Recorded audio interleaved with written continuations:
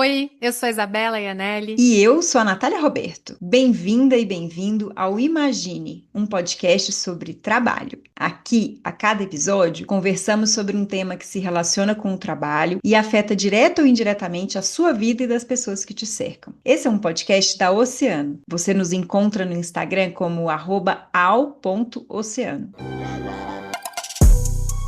Hoje nós vamos falar sobre redes sociais e trabalho com Cristina Teixeira Marins, doutora em antropologia pela Universidade Federal Fluminense, e ela também deu aula para a Isabela num curso lá no SESC, né, Bela? Pois é, eu conheci a Cristina no mesmo curso que eu fiz com o professor Jaime Santos Júnior, que esteve conosco no terceiro episódio aqui do Imagine, em que ele explicou as formas de ganhar a vida. Hoje, a Cristina vai contar um pouco de como ela chegou nas redes sociais e por quais caminhos passou na sua pesquisa. Já adianto que a história é boa demais. A Cristina pesquisa impactos sociais e tecnologias digitais, especialmente no trabalho e na política. Tem um livro publicado chamado Quando o Céu é o Limite e um outro a caminho que eu já amo o nome e fiquei com vontade de ler: Hiperconexão e Seja o que Deus quiser. Esse episódio é para você. Não importa se você ama as redes sociais como eu, se odeia como a Nath ou se é indiferente a elas. Será que tem como ser indiferente às redes sociais hoje em dia? O trabalho da Cristina mostra que, querendo ou não, estamos todos imersos nessa nova configuração. Tanto que talvez nem estejamos nos dando conta disso. Então vamos ao papo de hoje: redes sociais e trabalho. Oi, Cristina, que bom te conhecer. Ouvi tanto sobre você. Ah, que legal. Prazer. Prazer, opa. Então, Cristina, muito obrigada por ter topado esse encontro.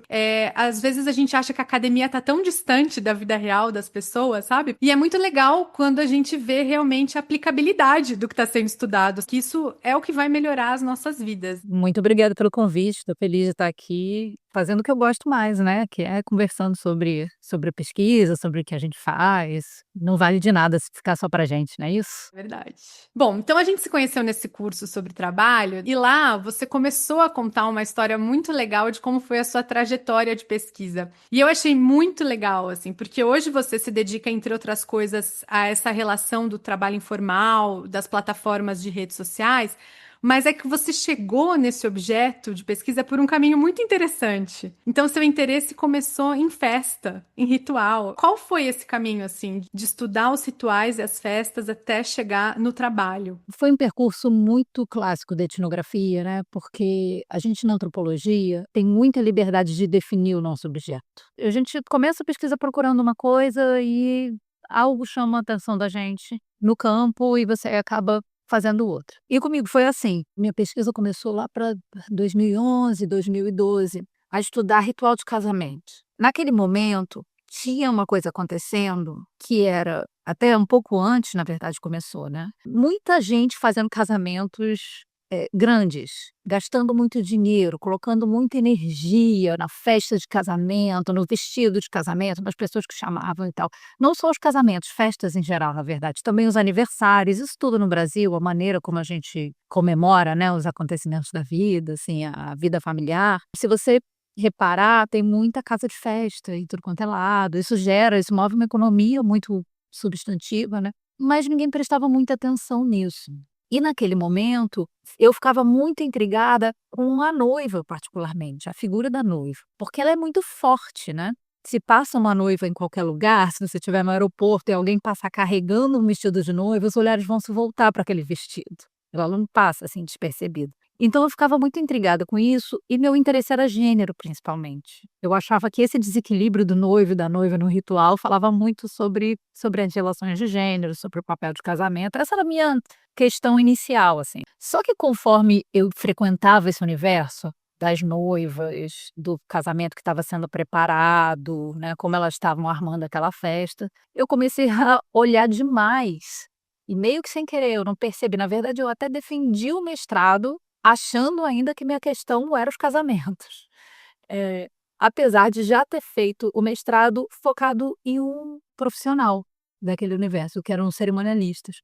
Então, assim, um casamento como uma festa, né, as festas elas inflaram, isso é um fenômeno mundial, isso não é só brasileiro. Tem uma pesquisadora francesa, Martine Segalen, que ela chama isso de inflação ritual. A inflação ritual é essa festa que você fazia na casa, era um bolinho para o filho que você mesmo preparava, talvez o vizinho viesse te ajudar, encher os balões e pendura na parede de qualquer jeito, assim. Ela vira uma coisa que você contrata animadores, você contrata garçons, e isso atravessa vários contextos sociais, né. Você consegue ver esse fenômeno na periferia, você consegue ver esse fenômeno, eu estou no Rio, né, na zona sul do Rio de Janeiro. É claro que tem uma diferença aí de montante, né, mas a profissionalização, ela vai acontecendo, então você começa a ter uma economia que vai se formando meio que subterraneamente, que ninguém está prestando atenção nessas pessoas que trabalham nas festas, mas é um setor muito importante, que está no Brasil todo, em cidade pequena, em cidade grande, no subúrbio, em tudo quanto é lugar. Não, primeiro eu tenho que te contar uma coisa. Quando eu fui fazer o curso com vocês, tinha acabado de acontecer meu aniversário. E esse ano a Natália acompanhou esse processo, porque toda vez, agora também é assim, ainda é assim, né? Ninguém mais recebe as pessoas em casa. A gente vai para algum lugar, a gente vai para um restaurante, daí todo mundo gasta muito. E eu falei, não, eu quero fazer uma festa na minha casa. E vou encher a minha casa e eu vou fazer a comida, eu vou fazer tudo. E eu, né, fui lá e fiz essa festa como uma resistência. E aí, eu li o seu livro, Quando o Céu é o Limite, que é a sua defesa de mestrado, né? E aí, o que eu achei muito interessante é que ele me curou também, porque lá em 2013 eu casei e eu não fiz uma festa grande, eu fiz uma festa bem pequena, para 60 pessoas, sendo que a minha família é muito grande, a família do meu marido também e tal. Esses anos todos eu passei falando assim, nossa, eu devia ter aproveitado, pedido uma ajuda para os meus pais, sabe? Eu devia ter chamado meus pais, chamado os pais do Gustavo pra gente pagar uma festa legal. E daí, quando eu li o seu livro, eu lembrei do que eu tava sofrendo naquela época, porque a indústria do casamento é uma indústria, né? Assim, é uma máquina que gira. Então, tudo é muito mais caro. Você explica isso no seu livro, né? E eu acho que aí também que dá um salto que você começa a ver a relação do cerimonialista, também a responsabilidade daquele cerimonialista que tá cuidando daquele casamento. E daí você vai estudar os fotógrafos do casamento e como a própria relação da rede social, deles com a rede social, acabou virando seu objeto de pesquisa. Você começa a estudar os fotógrafos, aí você começa a perceber que os fotógrafos do casamento, antes, o serviço deles era para as famílias. E aí aquilo acaba virando também um portfólio deles. É. Eles começam a ser vistos por outros fotógrafos, eles começam a ser vistos pela indústria do casamento. Foi aí que você fez essa mudancinha? Foi, na verdade, assim, a internet ela já estava ali na base de tudo, então eu não estava procurando, não estava lá, como é que a internet impacta assim, eu não tinha essa pergunta, só que eu comecei a prestar atenção que cerimonialista era uma profissão, assim, existe cerimonialista que atua há 40, 50 anos no Brasil, mas era muito restrita, era um serviço restrito a uma classe altíssima. Se você contrata um cerimonialista, isso diz muito sobre em que mundo você vive. Só que com as redes sociais, você começa primeiro a tornar maior o acesso mentira, antes das redes sociais, redes sociais aqui eu estou falando do Orkut e estou falando dos blogs, que não são redes sociais, né, mas com os blogs, com as pessoas produzindo, né, o próprio conteúdo de maneira descentralizada, mais gente começa primeiro a atentar para a existência desse profissional e a se colocar no mercado, às vezes sem querer. Então, uma das minhas interlocutoras principais era alguém que estava trilhando uma carreira acadêmica, inclusive. Ela era historiadora e estava fazendo mestrado e nesse processo resolveu se casar. Quando ela resolve se casar, ela começa a pesquisar, "Ai, mas eu quero fazer um casamento na minha cara e tal, e tem blogs, e ela começa a ver os casamentos americanos, de europeus, acho que principalmente americanos, e pira. Fala, nossa, eu não preciso casar de noite. Ah, eu não preciso dessa roupa que eu acho cafona, eu posso casar com um sapato de outra cor, eu posso fazer trazendo essas referências que vêm de fora. E ela pira mesmo, ela começa a fazer aquilo ali quase como um trabalho full time, assim, né, ela tá o tempo todo pensando no casamento, ela fica o dia inteiro no Orkut discutindo com outras noivas, debatendo o que que a gente pode fazer, da onde eu posso trazer o meu vestido, naquele momento tem a China, né, também tem isso, a internet faz com que seja possível você importar um vestido da China. E ela começa a montar esse casamento que é muito a cara dela, a partir de referências que vêm de blogs, e ela vira uma autoridade. Até que alguém contrata ela, fala: "Olha, você não quer me assessorar?" E ela leva um susto primeiro, falou: "Como assim, né, eu sou historiadora, eu faço outra coisa", depois falou: "Não, espera aí, eu ganhei uma bolsa aqui que é uma merreca, eu vou fazer um trocado legal". E acaba virando uma cerimonialista. Essa história, claro que ela é muito particular, mas em vários aspectos ela se repete. Então, tem muitas mulheres que me contaram isso, principalmente mulheres, né. O que também é interessante, porque esses cerimonialistas do passado, muitos deles eram homens. Eles eram poucos e eram homens. E aí chegam as mulheres, que são mulheres. Eu conversei com dentista, conversei com professora do ensino básico, né. Está muito colado, o desenvolvimento dessas novas carreiras está muito colado com o desenvolvimento na internet. Desde lá, desde 2012, 2013. E aí quando eu terminei a dissertação, né, eu emendei no doutorado e tinha uma coisa das fotos de novo, eu não estava procurando na internet, porque um negócio que me chamou muita atenção no ritual era que você pode fazer aquilo tudo, contratar, pedir dinheiro para os pais, faz a festa, tá-tá-tá. Se não tem foto, é como se ele não tivesse valido. Quando eu perguntava, assim, para as cerimonialistas, eu sempre perguntava: "Qual é o profissional que é mais importante?". Todas elas falavam: "Não, é o fotógrafo". Não, um fotógrafo ruim acaba com todo o meu trabalho. Você não adianta você ter o melhor maquiador do mundo e vir alguém que não sabe iluminar o rosto de uma noiva, as fotos dela vão ser horrorosas, ela vai se odiar para o resto da vida. Então eu fiquei com isso na cabeça dos fotógrafos. E aí, o campo é muito fantástico, né, ele vai te dando surpresas, assim. A primeira coisa que eu fiz, o que também já fala como é que essas tecnologias mudam o fazer do etnógrafo, né, do antropólogo, que a primeira coisa que eu fiz, bom, então por onde eu vou começar? Fotógrafos de casamento. Fui para o Google, claro. E descobri, um dos primeiros resultados era um congresso com mais de 3.000 fotógrafos em São Paulo. Eu falei: "Eu preciso ir. Como assim esses caras se reúnem, né, esses homens e mulheres, fotógrafos e fotógrafos?". E aí veio segunda descoberta importante, eu acho, que é, olha só, isso aqui mudou completamente. O Facebook mudou completamente como essas pessoas se relacionam. Não só com os clientes deles, né, com o mercado de casamento, mas entre eles também. Aí eu entendi que a minha questão era trabalho, internet e principalmente o que eu chamei na tese de construção de reputação, né. A internet ali naquele momento virou uma ferramenta fundamental para que a reputação dessas pessoas fossem construídas. E a reputação é o que elas têm de principal, né, você vende o seu serviço se você tiver uma reputação sólida, construída, enfim. Essa foi a virada da tese. Porque aí tem uma terceira virada, quando termina a tese. A terceira virada acontece quando vem a pandemia. Quando eu fiz esse estudo, me impressionou muito como, assim, a internet só estava crescendo, né. Os usuários de redes sociais só estavam crescendo, a gente estava ficando cada vez mais tempo ali, um monte de gente entrando, entrando, entrando. Então a impressão que tinha era assim: "Isso aqui vai prosperar muito".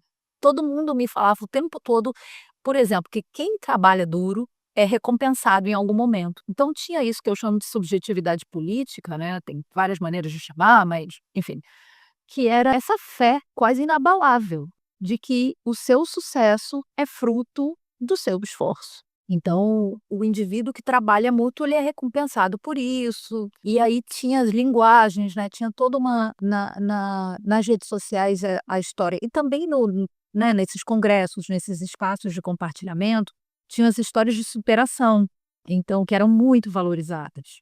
Eu vim de uma situação muito difícil, muito frágil, eu era muito vulnerável, mas a partir do meu trabalho eu superei e consegui construir uma coisa muito admirável, né, uma carreira, consegui comprar minha casa, criar meus filhos, enfim, o que quer que seja. E aí, quando veio a pandemia, eu falei: "Espera aí, como é que fica essa fé que me parecia tão inabalável?". Porque por mais esforçado que fosse o sujeito naquela situação, me parecia, como pesquisadora, que não tinha o que fazer. Imagina, no meio da pandemia, não tinha casamento, pelo contrário, né, esses caras já tinham os contratos, tinham que falar para os noivos: "Olha, ou eu vou ficar com seu dinheiro e não vou fazer, ou eu vou ter que ficar disponível para frente, que eu não sei quando é".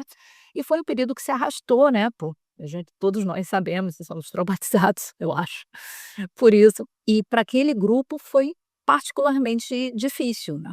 E aí eu fiz um novo projeto de pesquisa, foi também em primeiro momento, que minha pesquisa se tornou coletiva, eu tive ajuda de alunos maravilhosos, e a gente voltou para campo dessa vez, fazendo um campo totalmente online, né, pra perguntar para os fotógrafos: "E aí, como é que está sendo, né, como é que vocês estão se virando, o que que vocês estão achando?". E tentando buscar se tinha mudado essa cabeça, né, de: "Não, se eu me esforçar vou dar certo".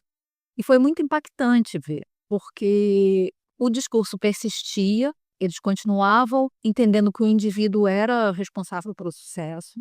Ao mesmo tempo, eles reconheciam que eles estavam numa situação muito frágil, então a gente teve interlocutor falando: "Não, é a primeira vez que eu não paguei conta de luz, a luz foi cortada.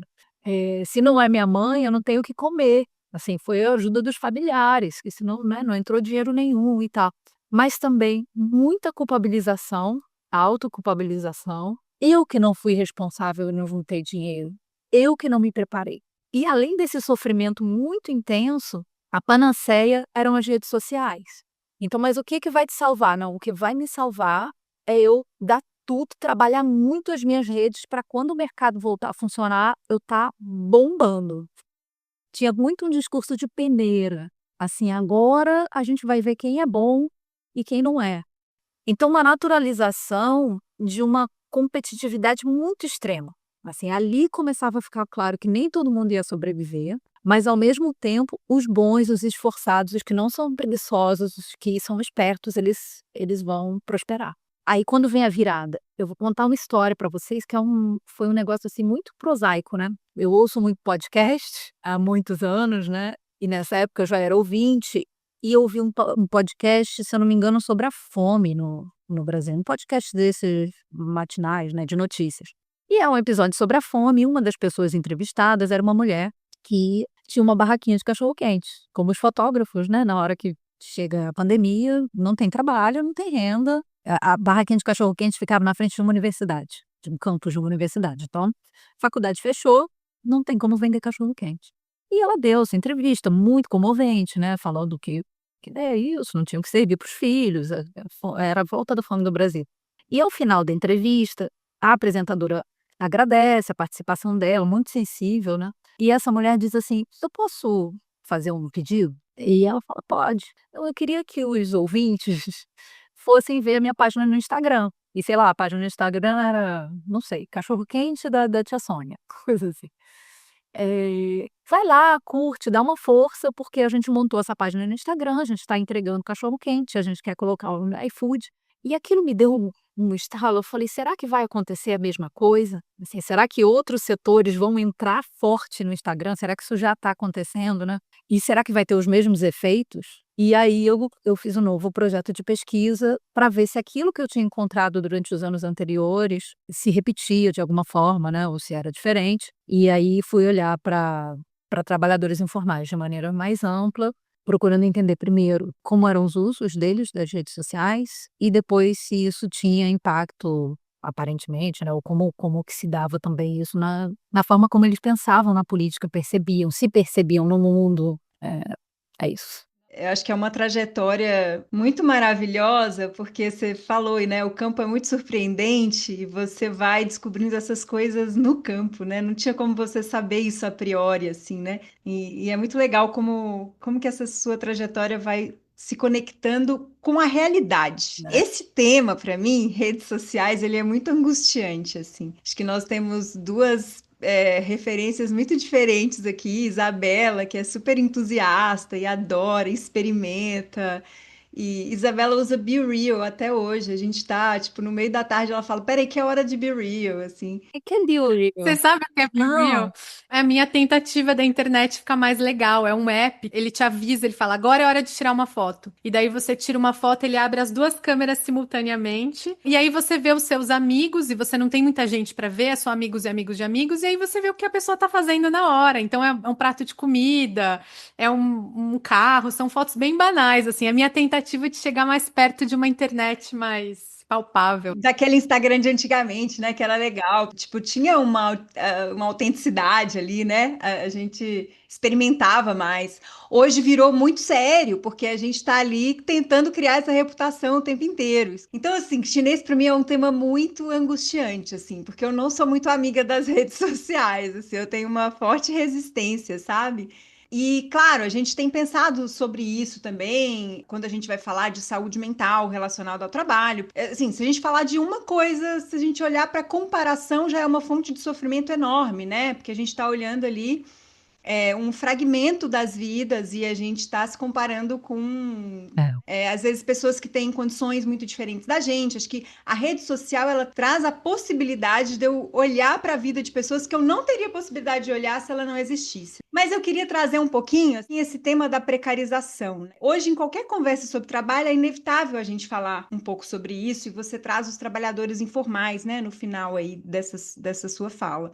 A gente, sim, sabe que existe um processo de precarização, né, que tá mais difícil trabalhar nos últimos anos. A gente fez um curso também no SESC com o professor Rui Braga, que é sociólogo e professor da USP, ouvindo, né, ele contar historicamente, fica muito óbvio, assim, que o trabalho precarizado existe há muito tempo, né? A gente tem falado sobre esse processo de precarização, que quer dizer que essa condição de trabalho vem piorando, mas o trabalho precarizado existe há muito tempo. E aí a gente fez essa pergunta para ele, né? Se isso existe há muito tempo, por que a gente tem a sensação que piorou tanto de um tempo para cá? E aí ele respondeu assim, Isabela, e a gente ficou pensando nisso uns vários dias, né, Bela? A gente ficou assim elaborando essa resposta dele vários dias. E ele respondeu em 1 minuto. Ele falou: existem duas coisas que são novas. A primeira, o desmonte dos direitos trabalhistas, e o crescimento das gigantes da tecnologia, né? Então, hoje, qualquer vizinha nossa que vende bolo, ou sei lá, um médico muito especializado em cirurgia de joelho, ele precisa ter essa performance nas redes sociais, né? Ele precisa se vender, assim, né?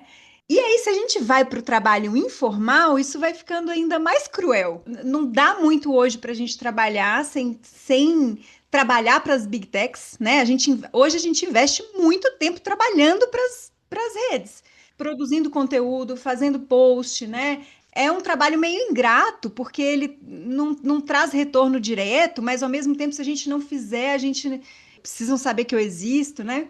Então eu queria entender assim, se você consegue chegar nos efeitos disso, como é que isso chega no trabalhador, mas especialmente como que isso está afetando o trabalhador brasileiro, especialmente o trabalhador informal. Que isso afeta até aquela pessoa que está trabalhando CLT com direitos ainda, porque ela está se comparando, eventualmente ela vai querer falar sobre o livro que ela está lendo, né? Ela tá no LinkedIn, Ela ela está no tá vendendo que ela LinkedIn, sabe fazer esse trabalho. exatamente. E se ela não tá, ela tá vendo o amigo dela contar, ter todo o storytelling ali no LinkedIn, né?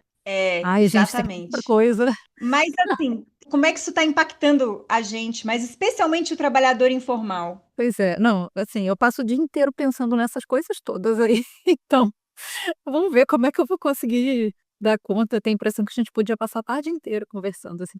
Primeiro, eu vou começar pelo seu ponto de partida, que é a história da precarização.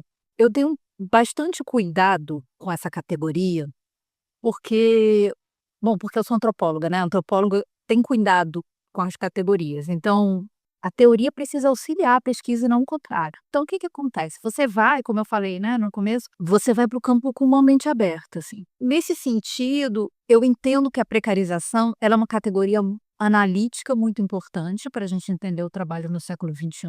Mas quando a gente vai olhar para as redes sociais, para as tecnologias, eu tenho total acordo. Eu acho que a resposta do Ibraga eu assinaria embaixo, assim, eu tenho total acordo com ela. Agora, a minha ênfase é sempre na segunda parte, né, nas big tech, assim. É nisso que eu estou pensando o dia inteiro. Qual é a questão?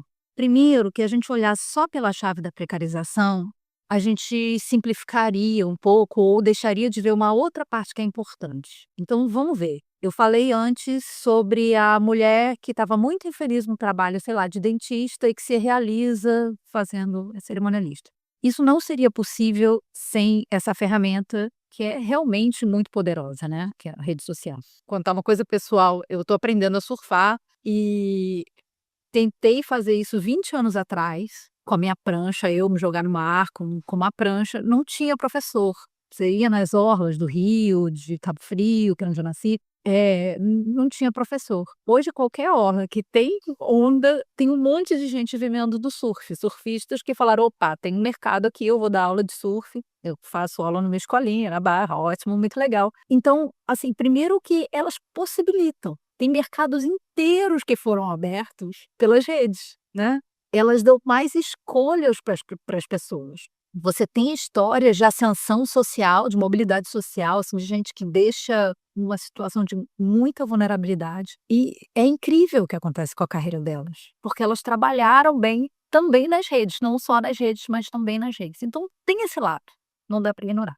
Dito isto, os efeitos. Bom, primeiro, na sua pergunta, Natália, você elaborou um pouco sobre as desigualdades, né? Então, não é verdade que qualquer pessoa que faça bolo para vender, por exemplo, está partindo do mesmo lugar. Tem alguém que foi fazer um curso na França de confeitaria na Cordon Bleu, que sabe falar francês, que fez uma excelente faculdade, que tem acesso a clientes com uma disponibilidade econômica enorme. Tem alguém que está fazendo bolo numa favela no Rio de Janeiro e não tem o segundo grau completo, que tem uma câmera de celular que não é o último iPhone. E o que acontece nas redes, né? As redes, elas mostram muito do que a gente nem veria se não tivesse as redes, mas elas mostram um conteúdo que é muito pela metade, né? Nem pela metade, é um mínimo, é uma fração, o resto você imagina. Então, me chamou muita atenção na pesquisa como essas desigualdades de partida, elas eram ocultadas de certa forma. E isso serve muito para quem está em posição de poder. O que não significa necessariamente que você é parte da elite. Eu escrevi um artigo recentemente, foi publicado numa revista, é acadêmico, tá? Horizontes Antropológicos, que é sobre uma faxineira que vai fazer esse trabalho de reputação nas redes. E ela me conta na entrevista, ela era faxineira, ela era faxineira não, ela resolveu virar faxineira, e tem uma história lá que agora não vem ao caso, mas ela não tinha faxina, ela não tinha cliente. Então, ela ficava limpando a própria casa, tirando foto do ralo, antes e depois, a janela, antes e depois, tipo, né, mostrando como ela era habilidosa. Se você for contratar alguém para limpar a tua casa, que ela faça daquele jeito. Só que aquilo não é que a agenda dela, e ela falando para mim, rindo, a gente riu muito junto, porque ela falando, quem olhava, parecia que a minha agenda estava bombando, que eu não parava de limpar a casa dos outros. Era a minha casa, não tinha um cliente, não tinha um real, não estava entrando. Eu acho isso muito simbólico do que a gente opera nas redes. Porque você precisa mostrar esse seu melhor lado, você nem necessariamente precisa mentir. Só que você sugere o tempo todo, e essa é a moeda corrente da rede social. Só que depois que você sobe um cadinho, você também não vai falar das suas, né, das vantagens. Porque, como eu disse antes, assim, essa história de superação, ela vale muito. Então, você vai enfatizar o esforço, o seu talento individual. Olha como eu superei as condições adversas. Você não vai falar que, não, mas eu já era bem educada. Tem uma passagem da minha tese que eu conto essa história. Eu tinha uma interlocutora, uma fotógrafa, que é alguém de sucesso, assim, que era chamada no Brasil inteiro para dar palestra para outros fotógrafos e tal. E ela começou a me ensinar a fotografar, né? Parte da pesquisa foi eu aprendi, resolvi aprender a fotografar, fui nos casamentos tirar uma foto ou outra e tal. E um dia ela falou para mim: impressionante como você pega rápido. As suas fotos já estão ótimas. Tem gente que está há 1 ano, eu tô tentando ensinar e não aprende e tal. E eu falava: "Pô, mas você não acha que isso aí tem a ver? Olha, eu morei em Paris, eu ia no Louvre toda semana. As minhas referências estéticas são parecidas com as suas. Eu gosto de cinema, você também. A gente se dava muito bem em vários níveis. Não sei se é uma esperteza individual, não é que eu pego rápido, mas é um capital, é o que o Bourdieu chamaria de capital cultural, né? Então, assim, eu tenho um capital cultural acumulado que faz com que você reconheça em mim alguma coisa, mas que é uma vantagem, né? Então, as redes sociais, eu acho que é um processo muito perverso, porque elas vão apagar essas desigualdades. E quem está lá com o celular ferrado, enfim, meio deprimido, porque não tem a quantidade de likes também que achava que tinha, que o outro tem, que o outro disse que conseguiu, né? Outra coisa que fica de fora, assim, a gente não lembra muito, mas quem chegar primeiro tem vantagem. Então, uma coisa era construir uma comunidade quando não tinha ninguém ocupando esse lugar. Aí você vem depois, 3 anos depois, você fala: agora eu vou fazer um negócio de confeitaria, vou fazer minha página, não sei o que, o mercado já está, assim, é a lei mais básica do mercado, né? Isso vale para o Twitter, isso vale para o TikTok, isso vale quem chega primeiro leva uma vantagem. Mas é claro que quem chegou primeiro não vai dizer isso, né, não vai dizer: não, eu só tenho essa quantidade de seguidores", porque não é só por isso, mas esse é um componente muito importante, assim. E aí eu fui vendo, e alguns interlocutores eu acompanhei por muitos anos, eu fui vendo um processo de deterioração. Eu não sou psicóloga, eu não tenho essa formação, mas eu comecei a ver um processo, por exemplo, motorista de Uber que eu conheci em 2021 e que várias vezes falava: "Eu vou sair do Instagram, isso aqui não tá me fazendo bem e tal", e sumia, depois voltava e falava: "Olha, eu não tô bem, eu entrei numa depressão, eu não". Isso foi se repetindo muitas vezes. Quando a gente para de fazer pesquisa online e vai conversar um a um para as pessoas, aí a gente vê que isso é muitos graus, assim, elevado, sabe, porque ele está se mostrando muito contente, muito feliz, muito a vida maravilhosa, e quando ele vai encontrar a antropóloga para conversar, ele vai dizer: "Olha, não está dando certo, assim, eu não estou conseguindo". E de novo a autoculpabilização, eu também não estou trabalhando tanto que eu podia, eu não estou postando 4 vezes por dia. E o algoritmo, essa outra coisa muito importante, ele é muito opaco. Tá todo mundo tentando adivinhar como é que vai fazer para conseguir prosperar na rede. E ela vai seguindo o que o algoritmo vai e o que essas pessoas que estão bem longe, lá no Vale do Silício, estão determinando que elas façam. Então, quando eu comecei a fazer pesquisa, era um post de vez em quando no Facebook, acompanhado de um texto grandão, aquilo viralizava. Aí depois vai virando outra coisa. Aí depois vai virando vídeo. Teve uma fotógrafa que a gente entrevistou que falou assim: "Não, aí é demais, se eu tiver que fazer dancinha, eu vou fazer outra coisa". Só que é isso, né, se ela virar a cirurgiã lá do joelho, talvez ela também tenha que fazer a dancinha, porque ele englobou todo mundo. Eh, e aí eu vou dar um outro depoimento pessoal, assim, durante a pesquisa, eu fui mudando completamente a minha maneira de me relacionar com as redes, porque eu fui me pegando no mesmo processo, né. Se eu não falar dessa palestra que eu fiz, se eu não mostrar essa aula que eu dei, esse lugar lá no exterior que eu visitei para fazer não sei o quê, mas alimentando um um ciclo, assim, horroroso, né. Como é que a gente sai dessa? Eu acho, e eu acho que isso é muito conhecido já no podcast de vocês, ou que vocês falam, né, o primeiro passo para você sair de um buraco é olhar para ele, não é? É é isso, assim, eu acho que não dá pra gente sair desse buraco sem olhar para o tamanho dele, e eu acho que a gente está no começo e tô ficando muito esperançosa que a gente tá olha, eu essa discussão 2 anos atrás, por exemplo, a discussão das crianças, eu tenho um filho adolescente que não tem celular. 2 anos atrás eu estava fazendo um projeto com pessoas muito progressistas, assim, e tal, e eu falei isso, que eu não daria um celular enquanto, né, muito menos rede social, enquanto eu pudesse, e assim, eu fui muito acusada, sabe.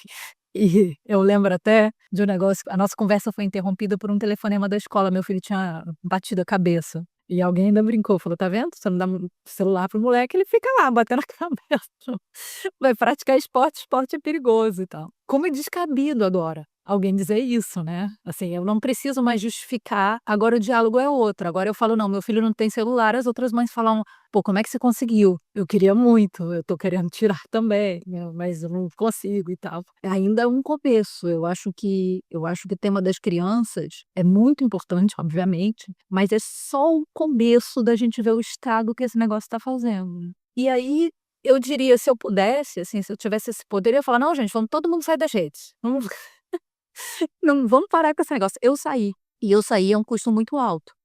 Eu não posso divulgar meus livros, né, minha participação nesse podcast, eu não tenho isso para oferecer para quem me convida para qualquer coisa. Tipo: "Ah, divulga aí", não dá, não vou. Não consegui sair de todas as redes, tá, o WhatsApp no Brasil realmente não consegui, ainda saio. Mas tem um custo que nem todo mundo pode bancar e, inclusive, fazendo a pesquisa, essa é outra crueldade, quanto mais vulnerável, mais difícil é você sair. Uma vez eu estava moderando um grupo focal de mulheres confeiteiras, e aí em algum momento a gente estava falando de tempo de trabalho e alguma delas falou assim: "Não, depois de 10 da noite eu não respondo WhatsApp, aí é só no dia seguinte". E elas todas concordando que: "Ah, que absurdo", e uma delas levantou e falou: "Vocês podem, porque vocês têm clientela, eu não tenho. Quando aparece, se é 11 da noite, eu tenho que responder. Imagina eu perder só porque eu estava dormindo". É isso, essa mulher está trocando o sono pela rede social, porque a rede social é a comida. É esse o grau de perversidade, eu não sei nem que nome dá. Falei a beça e ainda teria um monte de coisa para falar, hein, porque, assim, são muitos efeitos, são muito. Posso falar mais um que eu acho Sim, importante? por favor. Tem um outro processo que eu também acho muito cruel, vários setores, isso eu comecei a ver nos fotógrafos, depois eu vi com motorista de Uber, com confeiteira, que você transforma os trabalhadores em consumidores, né? O que eu chamo de estrutura piramidal, assim. Sei lá, uma confeiteira que faz muito sucesso no Instagram, conseguiu uma base de seguidores grande, está vendendo um bolo com um preço mais alto do que dos concorrentes, ou pelo menos está dizendo que está, porque não necessariamente ela consegue, né? Na minha pesquisa de doutorado, tinha um fotógrafo que falava que, sei lá, ele cobrava mais de 200 mil para fotografar um casamento. Foi capa de revista, inclusive, dizendo isso. Fotógrafos estão cobrando mais de 200 mil. Se ele cobra ou não, a gente não sabe, né?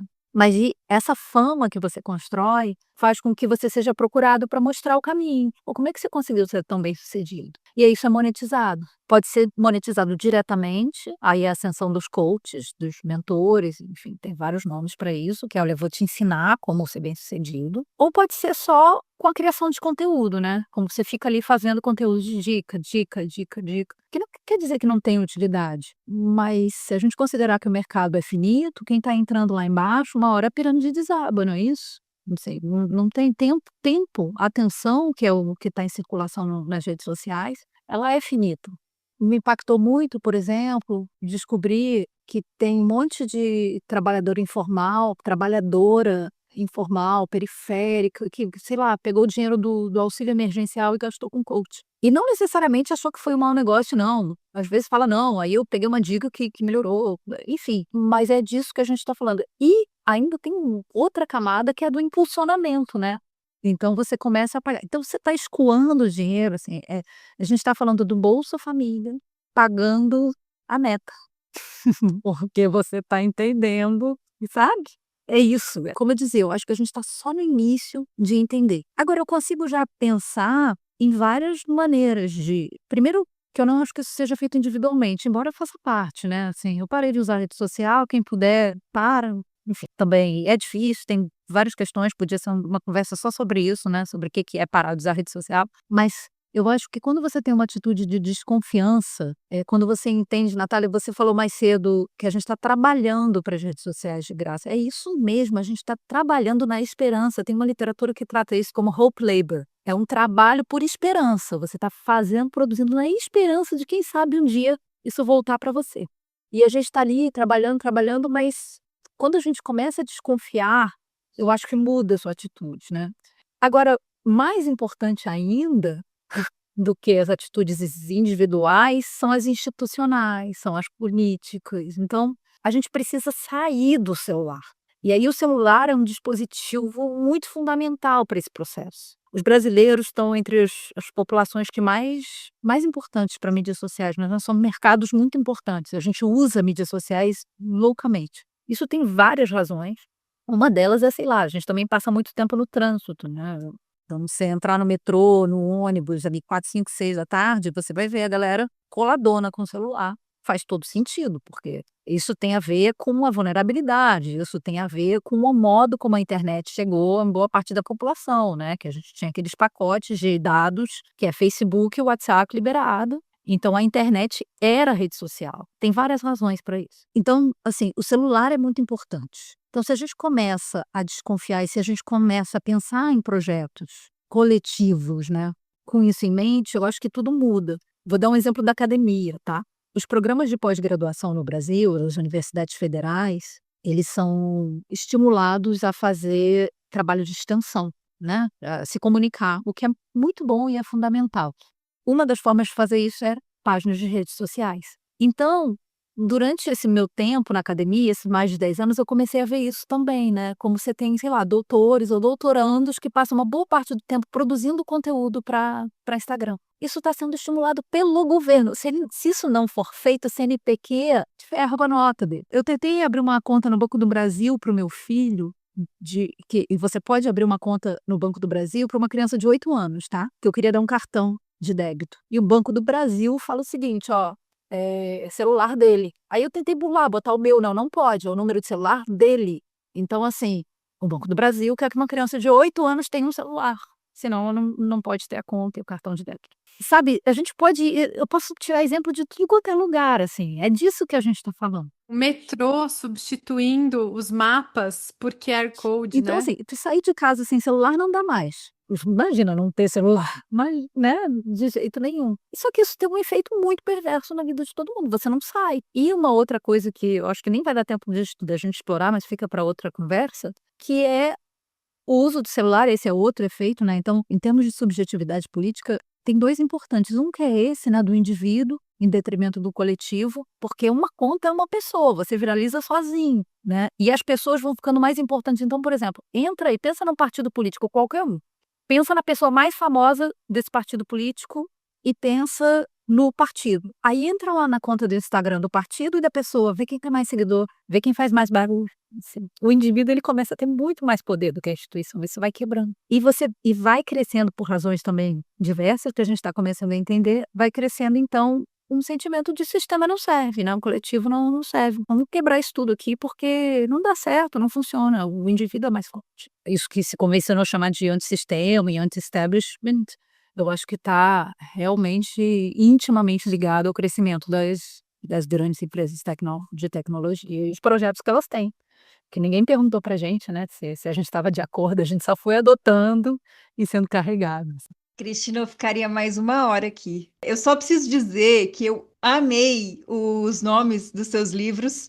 Tem um que você está escrevendo agora que chama Hiperconexão e Seja o que Deus quiser. Aham. Eu amei isso, porque para falar de redes sociais não tem nada melhor do que seja o que Deus quiser e o céu é o limite, né?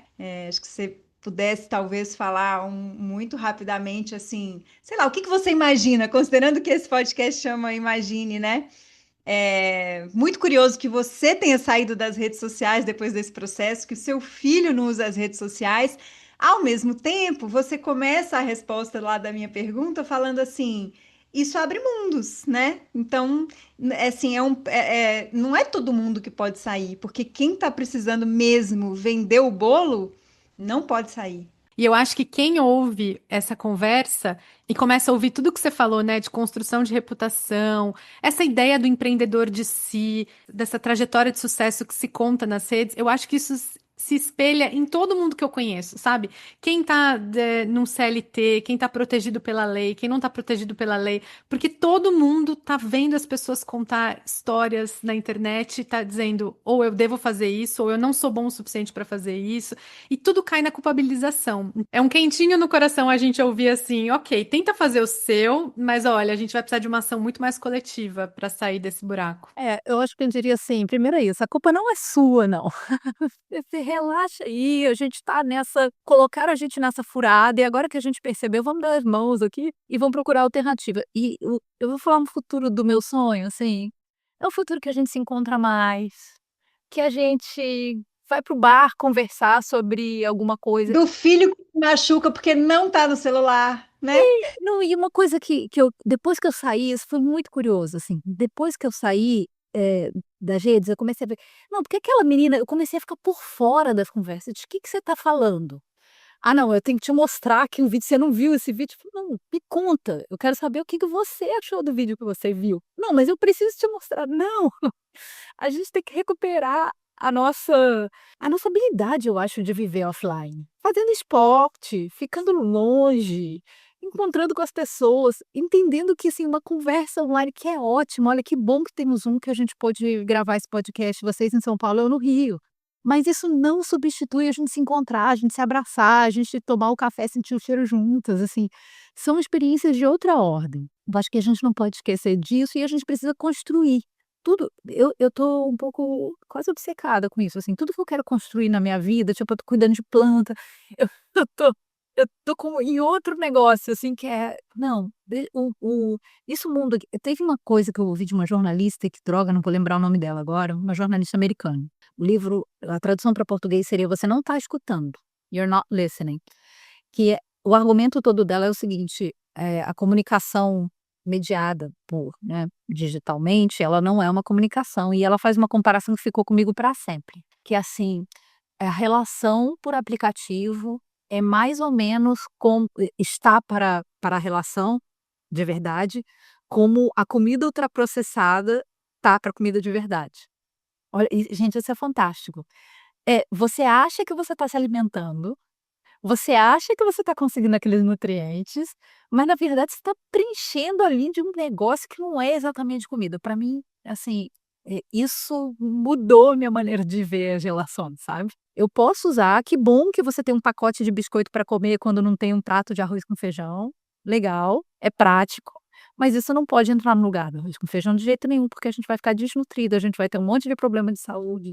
Então eu quero crer que a gente chegou no fundo do poço e que agora a gente vai começar a sair, vai falar: "Ih, não tá bom não, então vamos fazer o seguinte, vamos criar plataforma de aula de surf, que não é o Instagram, que ela não vai fazer com que eu entre naquela lógica desenhada lá na Califórnia, para mim, e que vai primeiro enriquecer eles, tirar tudo que eu tenho até a gota para me dar umas migalhas, sabe, que eu vou fazer o meu bolo, que eu vou ter um jeito de fazer isso aqui sem passar por eles". Eu acredito muito que a saída tá por aí.